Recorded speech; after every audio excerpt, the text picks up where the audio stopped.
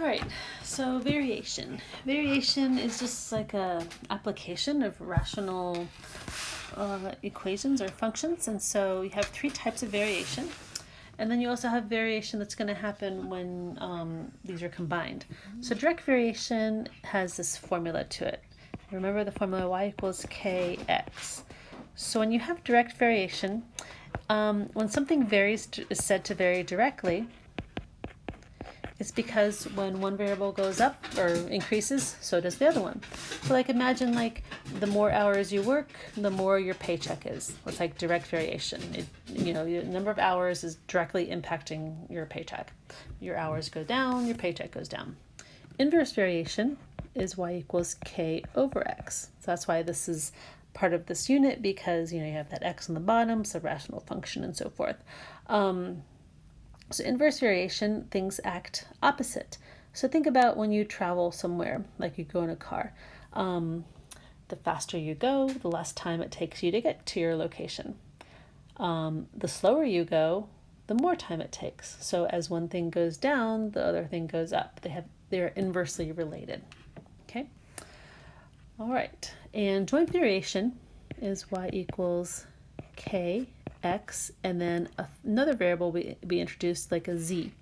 And so all these things be given to you, but joint variation, I like to think of it as like just like a longer direct variation. So joint variation is just like two things are affecting maybe your paycheck. So maybe let's say like your paycheck is affected by the number of hours you work, and I don't know, like whichever department you're working in as well. Like let's say if you're maybe you're working during the day or at night or something like that. So just, I don't know, there's some other element affecting the outcome as well.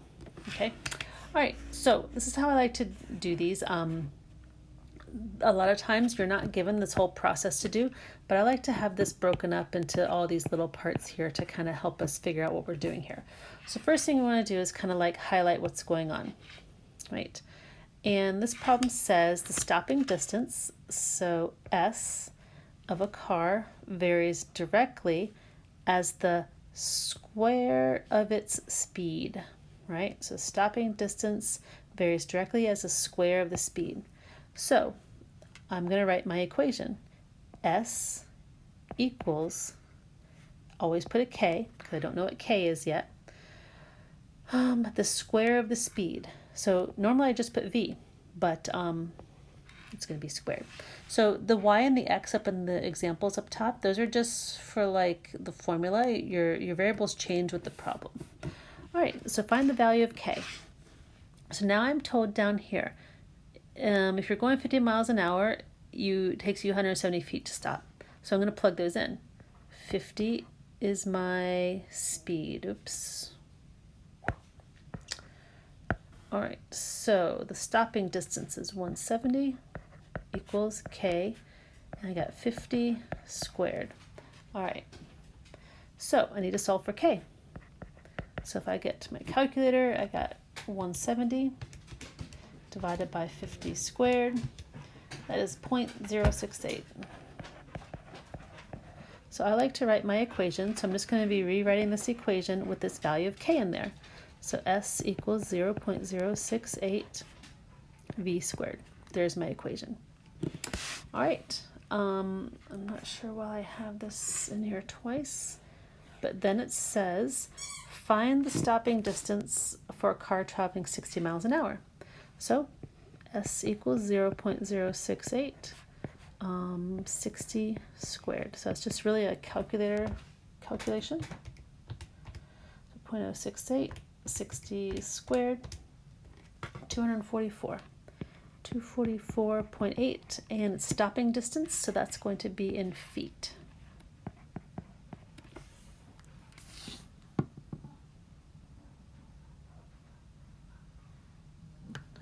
All right, next one.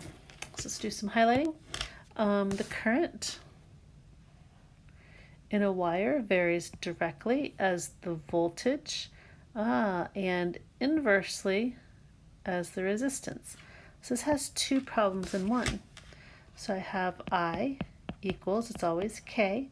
So it varies directly with the V and then inversely with R. So underneath goes R. So this is this is two things happening at once. All right, so let's fill in our numbers. If the current is 22 amps, so 22 equals, I don't know, K. When the voltage is 110 over the resistance is 5. All right, so I'm going to multiply by 5. So 22 times 5 is actually 110. So equals K times 110. So it turns out K is equal to 1. So that's boring. I equals, so I have 1 V over R. So the final question says, find the current if the voltage is 195 and the resistance is 15. So 195 divided by 15 is 13. So 13, and it was amps. I always should put a label on there. All right, last two. The power. So let's get my highlighter. The power in an electric circuit is directly proportional to the product of the current and the square of the resistance. So directly proportional, and it's saying the product of, so it's directly proportional to two things multiplied together. So it's also joint variation. So you could have said varies jointly with, or it says it's directly proportional to, and then these two things, the product of. So it could have said it different ways, but P equals K, product of the current, so I, times the square of the resistance, so R squared. Okay, so the power is 100. I don't know K. When the current is 4 and the resistance is 5, so don't forget to square that.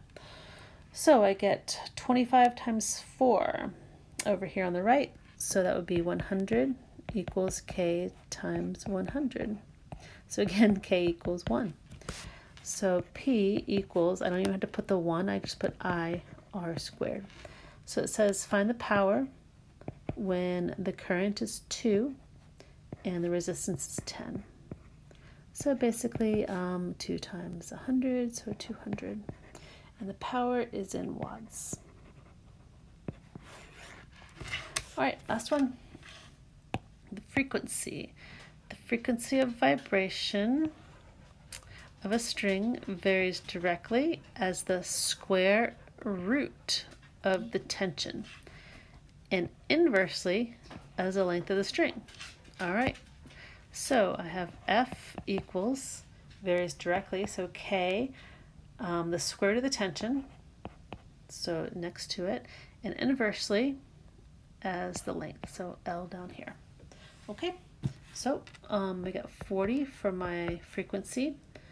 The tension is 25, so K, square root of 25, and the length is 3.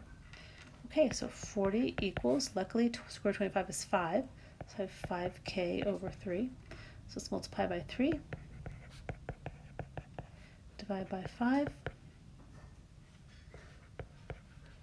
All right, so K is 24. Finally, it's not 1, so F equals 24 square root of T over L. All right, so F equals, find the frequency when the tension is 36 and the length is 4. Okay, so 24 times 6 over 4.